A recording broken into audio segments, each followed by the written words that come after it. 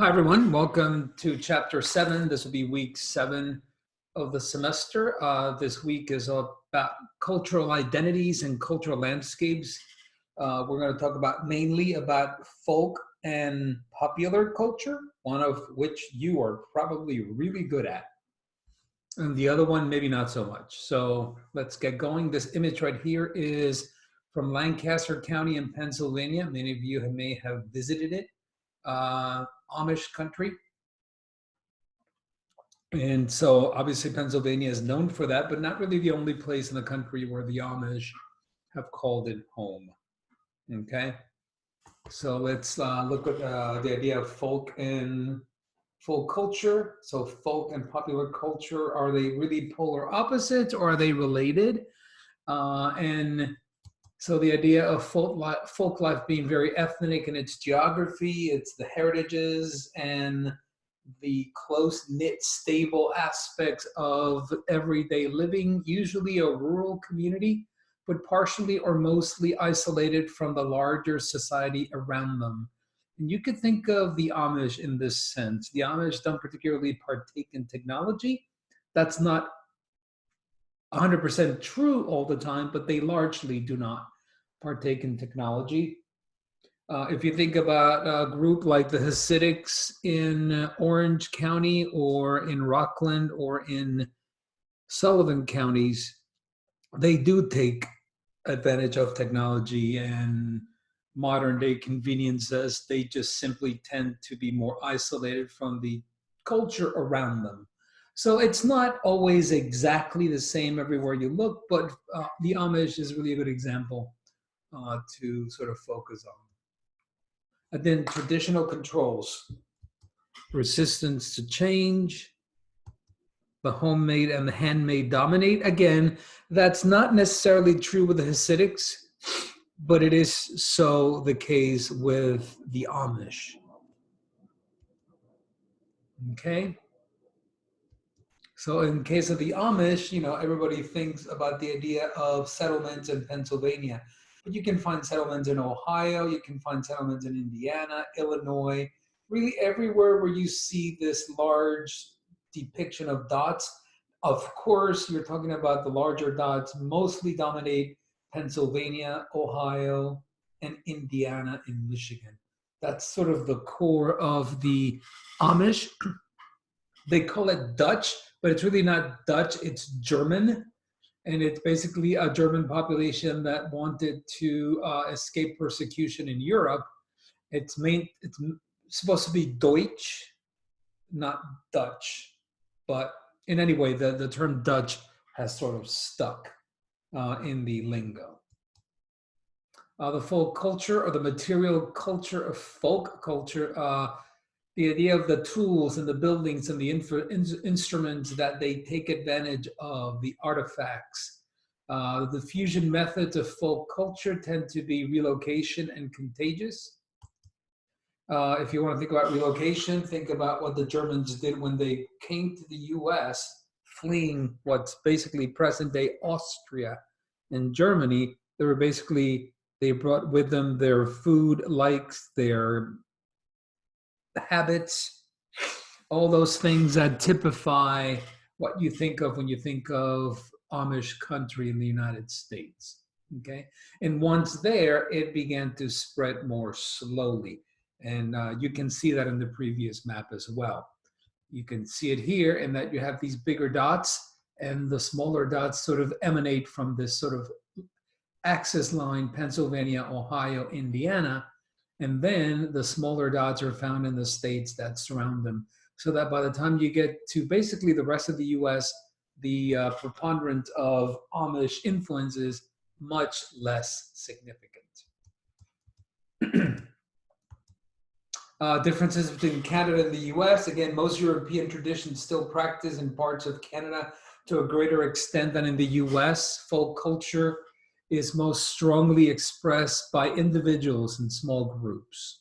And I think you would agree, even if you think about it in terms of Hasidic Jewish populations in New York and in New Jersey, that's the case. They're restricted to that one or two towns that they dominate.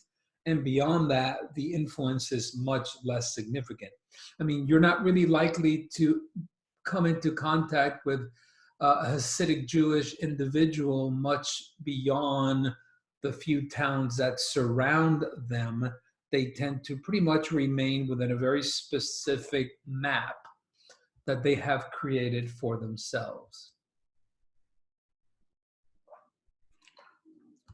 Okay, let's go beyond the hearts and actually want to get into the idea of discussing folk non-material culture. So food, drink, music, folklore, oral traditions. If you think about ethnic versus food, folk food habits, so we're talking about ethnic meaning one of the most obvious and enduring expression that distinguishes that will distinguish cultural groups. For example, if you're Hispanic, you know that you have a very specific type of holiday food that you enjoy, and that it may only be cooked during a certain time of the year. Whereas folk food habits are derived from local habits of the population. So it's basically what the environment allowed once you were in place. Okay.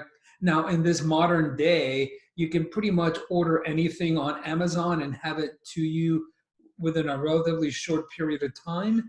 So technology is helping to sort of merge these two, where both can almost equal one another.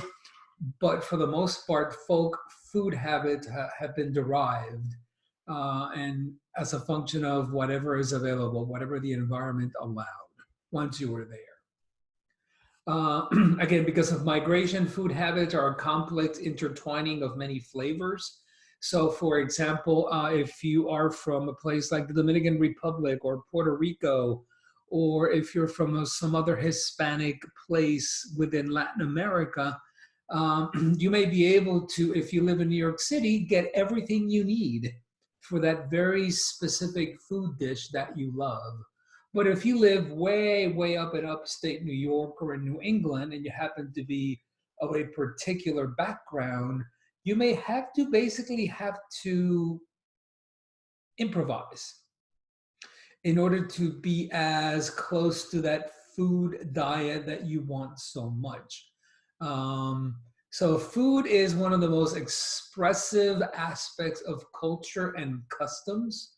So whether it be food in New England versus the Southeast US, Charleston and Savannah, or whether it be New Orleans, or whether it be Pennsylvania Dutch, or the Midwest, or out West, which has much more Asian influence, Japanese, Korean, and Chinese. So folk food material habits it's all a function of where you are and what's available to you immediately. Drink habits, of course, also entirely local. So for example, some of them are deeply rooted, excuse me, in local folklore and economies. Think about the idea of moonshine and illicit trading that went on in the United States, the use of local materials like corn and wheat, which was very different than what would have been created in Europe or in the Caribbean, where you had different materials available to you. For example, in the Caribbean, it would have been sugar cane. Which is not something that's grown in the United States locally. You have to go to Hawaii to get to sugarcane plantations. None of that is available in the lower 48. So basically, people relied on the use of corn for that whiskey making, industry, as it were. If you're from Cuba or the Dominican Republic or Puerto Rico, that is the home of Bacardi and other rum makers. And there you take advantage of course, sugarcane, because it's such an easy crop to grow in those climates. And here's an example of, for example, moonshine. Again, the idea of the Appalachians, basically very isolated locations, very difficult to get to back in the day when roads and interstates didn't exist. So you're talking about places like Tennessee and Western North Carolina and Kentucky and West Virginia and Western Virginia, where this could actually take place with very little sort of influence from the outside world. And to this day, what are the states that are very famous for stuff like bourbon? That would be Kentucky. That would be Tennessee. Those are the two states where bourbon is mostly um, manufactured, even to this day. The passing of folk culture regionalism, again, it began really with the adoption of new inventions, the globalizing of the world, the idea of the linkage of different sort of technologies. And this isn't the internet. This goes back to the beginning of, the 20th century when mass production began to take place. Okay. Again, popular culture. Now, this is where you're likely to be more in tune with it. So it's hierarchical diffusion because there's usually something that is driving it from above. When you talk about fashion, that's maybe a very popular singer of the time. Maybe it's a very popular actor or actress. Maybe it's someone who is a sports superstar that many people look up to. And so that's how it begins. It tends to be more urban versus rural. It's ever changing. That's so 2019. It's the general mass of people. There's a global uniformity, homogeneity, and you need to look no further than a very popular group like BTS, K-pop, to find how completely Americanized those young kids are. That's not Korean culture, that's American culture that's been adopted by Korea and sort of turned on its head and Americanized and Koreanized in a way. So it's a very interesting way of sort of looking at technology. And when you see them, they're wearing very flashy clothing, Gucci hats. I mean, that is globalization. That you can wear that in the US, you can wear that in Europe, you can wear that really anywhere. But because they're so popular, that then gets hierarchically diffused from the top down. And then people who follow them, I guess, in their case, mainly what, 10 to 15-year-old girls? I don't know. Will essentially want to have what they have. And you can think of this in terms of clothing and fashion. Think about someone like Lady Gaga, who really began as a very sort of avant-garde and fashion-forward individual, and many of her trends became quite popular and widely adopted. Or really anyone from your Ariana Grandes to your Beyonce's to whoever happens to be the popular individual at the moment. And, it tends to be very fleeting. Some people last a long time, but many are just here today, super popular, and then in a year or two, you won't hear from them ever again. And that's popular culture for you. So here's an example, just to give you a little fun trip through the 80s, and your parents may be more familiar with this, but you're talking about, cell phones, the advent of them. They used to be called bricks because they were so big. Video games that you actually had to put money into to play. Short shorts, basketball stars, Madonna and Boy George and Annie Lennox, the advent of androgyny, which really began back then. Acid wash jeans, oh, God bless. MTV, back when it used to be about actual music. Michael Jackson, big hair was a big popular trend. Leotards with leggings, your parents may have one of these. They may not admit it. But members only jackets. And of course, big hair boy bands. Yep, that was an actual thing. Now, fast forward to the 90s, And a little bit different. Now you had Madonna was still very popular back in that era. Jennifer Aniston with her very famous sort of weirded out hairdo, which she fully admitted was a complete mistake and it wasn't supposed to be that, but it became a remarkable fashion trend. The advent of laptop computers, Marilyn Manson, oh, the Teletubbies, God bless, Britney. And again, this is just one depiction of popular culture. Of course, the sports superstar of the 90s, by far, without any question, would be Michael Jordan. Um, Oprah, The Simpsons, which oddly enough are still going nowadays. So that's, the 1990s. And if you want to think of it now, and again, you may completely disagree with this list, and this is but one individual's like thinking about who's popular and what's popular now. Of course, um, streaming channels and Android versus Apple and all the apps that people use, so social media, whether it be Snapchat or Twitter or Facebook or Instagram, of course, the Super Bowl, TikTok. Sports are still very popular. Different people are now the superstars. Technology, whether it be iPads or iPhones or PlayStations, technology, fashion. Oh, and there's K-pop or BTS. God bless them. Makes you wonder where they'll be in 5 years. Of course, television. Some, for example, like Beyonce, they've lasted a very, very long time. Others seem to come and go, and that's the thing about popular culture. It's very fleeting. The thing that you think you can't do without, high-waisted shorts, which were popular in the 80s, kind of came back. I don't know if they're still popular, maybe, maybe not. Things come and go. Uggs, which I think is the ugliest shoe ever devised by humanity, but they are remarkably popular, and you pay like $200 for a real, honest to goodness, real pair of them. Hey, God bless.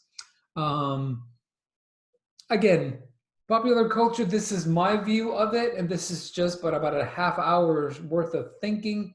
You can come up with your own completely different list of the things that you think are most popular now.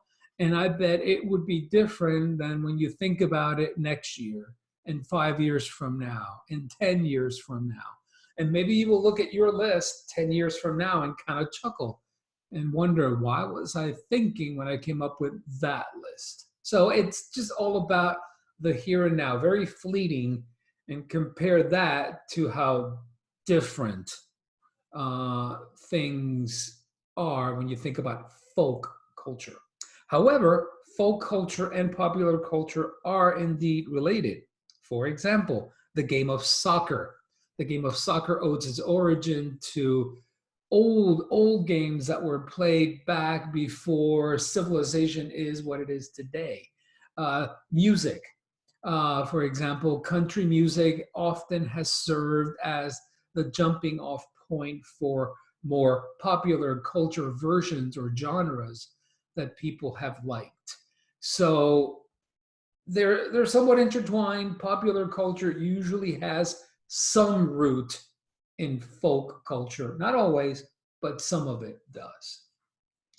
Last thing I wanted to talk about would be the idea of national uniformities and globalization in terms of food and drink.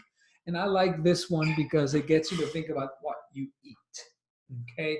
So, for example, let's look at the traditional American breakfast, right? Eggs, bacon, pancakes, hash browns, coffee, maple syrup, and orange juice. Now, maybe you don't eat this, maybe you're a vegetarian, but either you or someone in your family thinks of this as the prototypical IHOP diner kind of breakfast, right? Well, only one of these items is actually North American. And Maybe you know what it is, but maybe you don't. And that would be syrup. Everything else has been imported. Bacon, eggs, citrus juices, coffee came from Africa. So only good old maple syrup is a North American original. The rest has all been adopted and brought in from somewhere else. And how we tend to take foods and localize them. So the macarabia, chicken, and vegetarian. Why? Because in many of these Islamic places, they will not eat pork. Or if you go to India, they will not eat beef. So you have to take, if you're a McDonald's, if you're a Wendy's, if you are any of these sort of globalized food chains, you have to sort of reinvent your products to match the local taste. Or whether it be the Burger King Pearl Burger, basically dipped in squid ink and looking black. It's very tasty, actually, and it's very salty if you ever taste it. Or McDonald's taro pie, which is sold in Hawaii and Asian. It almost looks fake because of the way it is colored. It's basically like eating an apple pie. Or the McDonald's Makalu Tiki in India, which is potato and pea patty coated with breadcrumbs. Why is it culturally significant? Because they will not eat beef in Hindu countries because it is basically a sacred thing. So as a result, they have sort of changed their food habits, and by that I mean McDonald's, to match the local population. So I will leave it at that. It's a very interesting set of topics. Again, popular culture, and you know that very well because it is of your age and you are fully intertwined and integrated in it. So I expect your tweets and I expect your forums to be especially good this week because they should be. Folk culture might require you to think about it a little bit more strongly otherwise. But anyway, I hope you have fun with it. I hope you have a great week. And if you have any questions, please let me know. Bye-bye.